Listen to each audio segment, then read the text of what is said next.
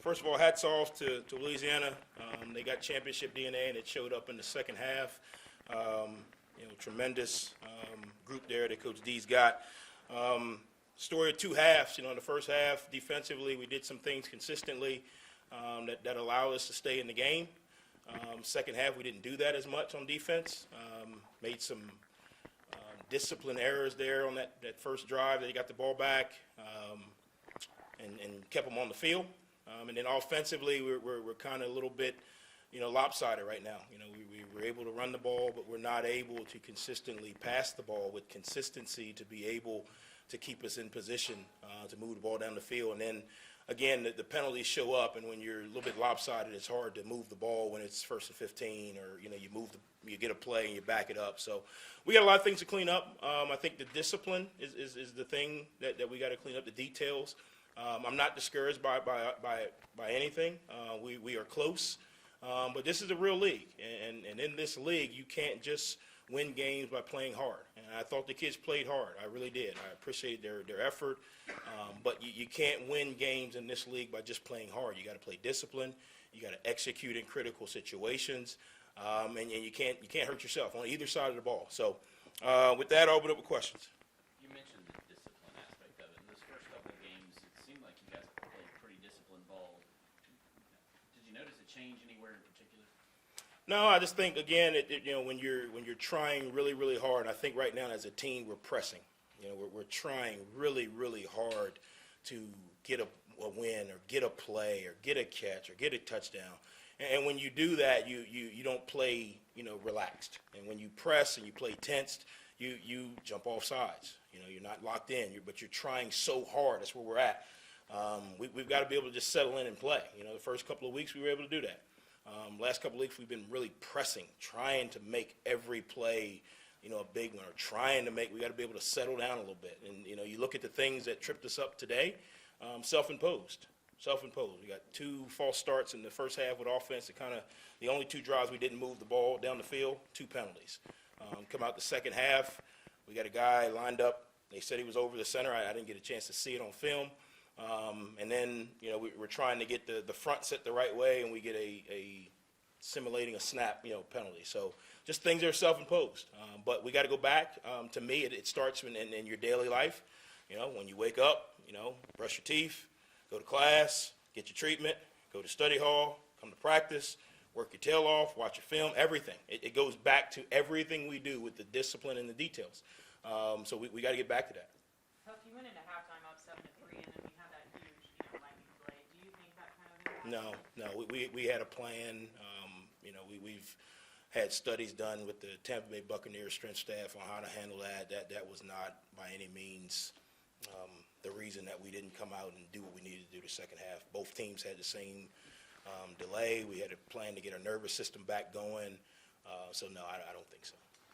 We saw Owen Porter switching it up, putting on 43, going out there on the offensive side. Is that a plan that you guys are going to work with? Yeah, we're just trying, in our short yardage package, a guy with a little bit more thump, trying to get the best 11 guys out there. He's a guy, obviously, that plays really hard.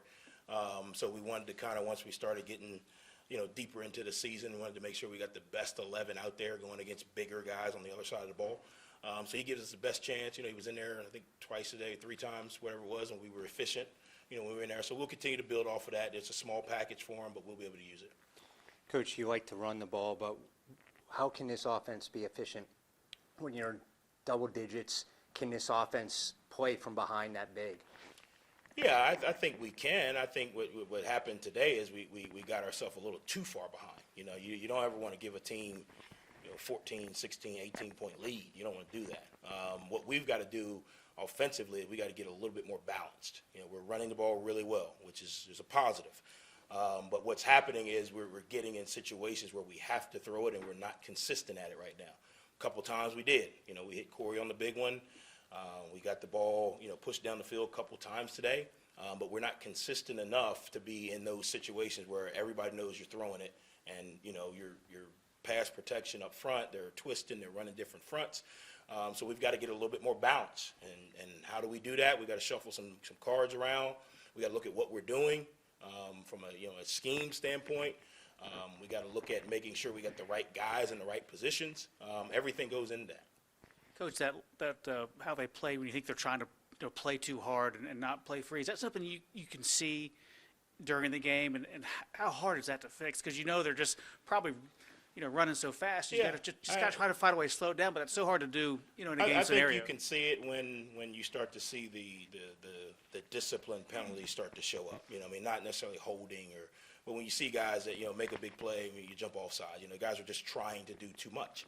I think the one thing we got to do is we got to continue to rep and practice so they feel more comfortable, and we've got to put ourselves in position where every play, every drive is not the end of the world.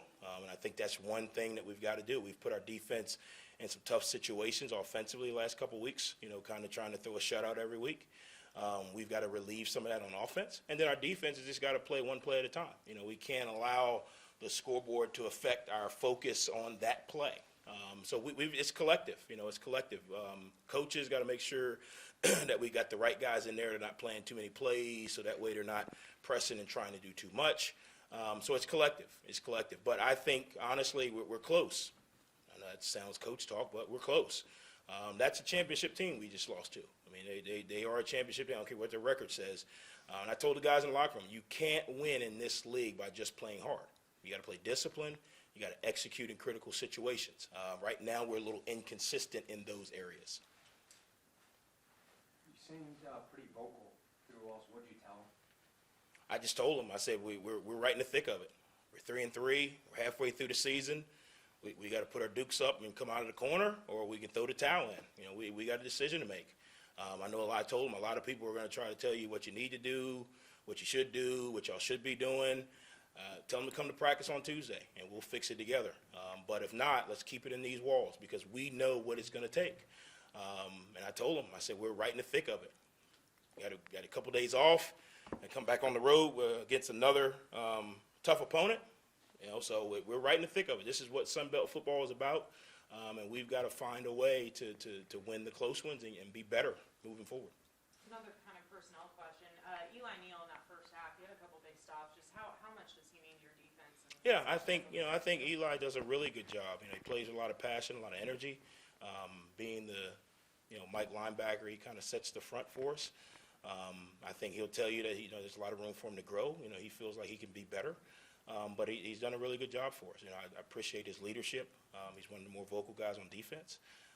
His effort and his work habits demand the respect of the team. So we need more like him, definitely. In your opinion, which is the bigger lack right now for your offense? Is it the offensive line play consistency-wise or quarterback play consistency? No, I think it's a little bit of, one time it's this, one time it's that. It may seem like it, but the offensive line was out there when we threw that ball to Corey, So, it's just a little bit of, when one group gets it right, the other one's a little bit off, or when one, group is a little bit off, the other one's on. I think it's a combination of the times that we're having to, because of what we're doing as far as running the ball, and not really having a pass game, the times that we're having to pass, we're tough. I think Henry was 8 for 10, at halftime. Didn't feel like that, though. Does that kind of make sense? So I think what's happening is we're getting into situations where we need a 3rd and 12. Well, if you go 2 3rd and 12s and you don't get them and you're 8 for 10, is that a bad half? So I think that's a little bit of combination. I think, again, when you get in 3rd and 12 in this league, you get all kind of fronts, so you get twists, and you get single blocks. It's going to be tough. We've got to do a better job of managing, 1st and 2nd down. We got to do a better job of not putting ourselves in 3rd and longs. I thought Henry did some good things today. Stepped up, took off running.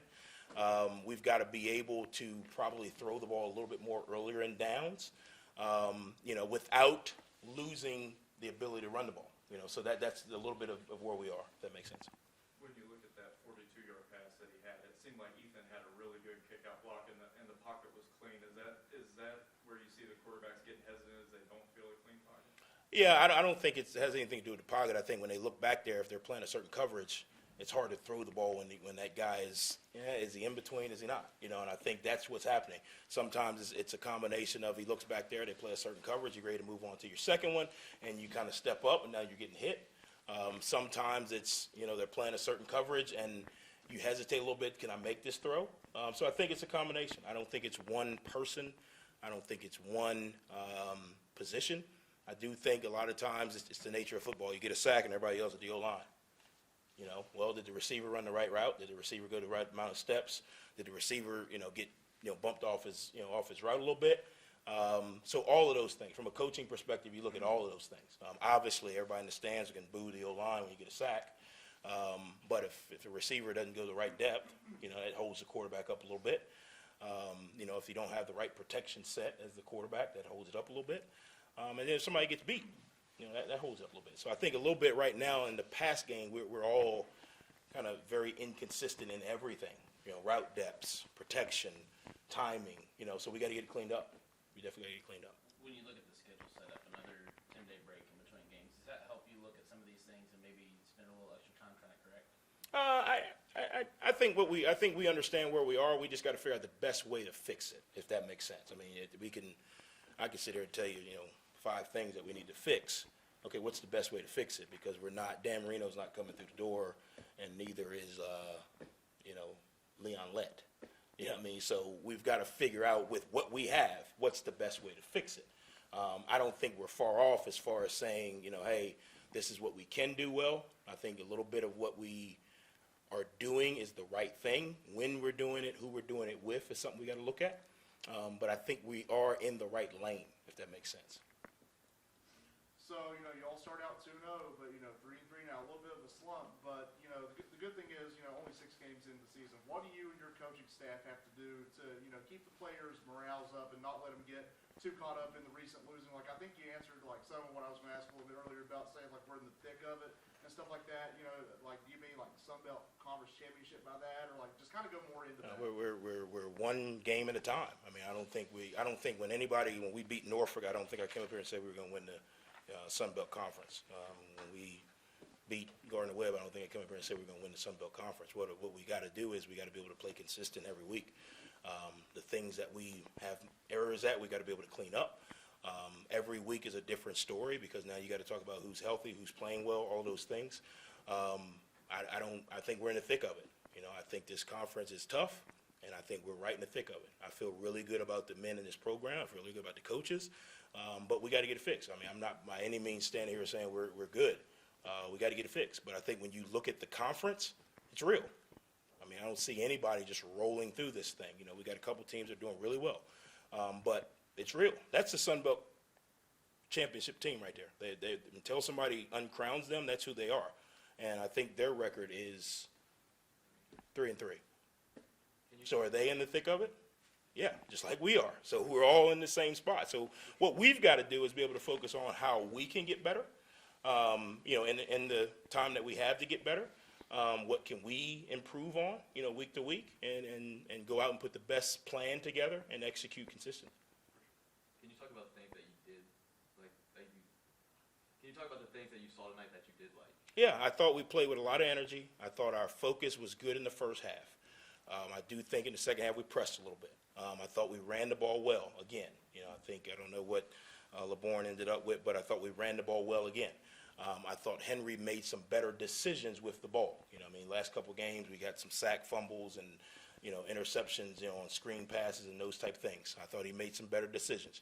I thought for the most part when we were in non-obvious passing downs, we were able to protect and get good looks. Does that make sense? When I say non-obvious, 3rd and 15, everybody knows you're passing. Defensively, I thought we did a really good job of stopping the run, early in the game.